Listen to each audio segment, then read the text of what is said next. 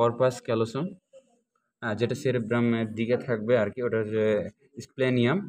আর যেটা এদিকে এদিকে থাকবে হচ্ছে সেটা হচ্ছে জেনু। আর এই যেটা যুক্ত করবে সেটা হচ্ছে যে ফর্নিক্স। আর এটা হচ্ছে ল্যাটেরাল ভেন্ট্রিকল। আর এই যে এদিকে এই যে এদিকে যুক্ত করে রেখেছিল এটা হচ্ছে যে সেপ্টম প্যালোসিডাম। এখানে ল্যাটেরাল ভেন্ট্রিকল দিলে। আর এখানে হচ্ছে যে থার্ড ভেন্ট্রিকল, এই যে এটুকু হচ্ছে থার্ড ভেন্ট্রিকল।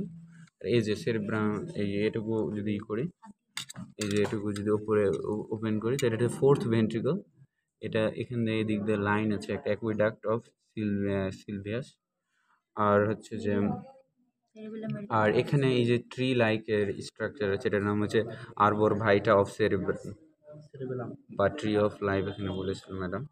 ঠিক আছে, আচ্ছা এটুকু হচ্ছে থ্যালামাস। আর এটার উপরে এখানে থাকে হচ্ছে এপিথ্যালামাস, যেটা এখানে তো বোঝা যায় না। আর নিচে থাকে হচ্ছে যে হাইপোথ্যালামাস। আর এই যে এদিকে থাকে হচ্ছে পিটুইটারি গ্ল্যান্ড, এখানে ইনফ্রান্ডিবুলার স্টক দেওয়া আর কি ঝুলানো থাকে।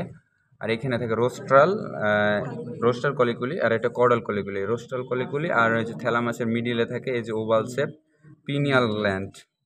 হ্যাঁ, আর এই যে এই অংশটুকুকে যদি আমরা মানে রিমুভ করে দিই ল্যাটেরাল ভেন্ট্রিকুলার এখানে, তাহলে এরকম একটা স্ট্রাকচার পাওয়া যায় যে এইগুলো হচ্ছে যে হিপোক্যাম্পাস,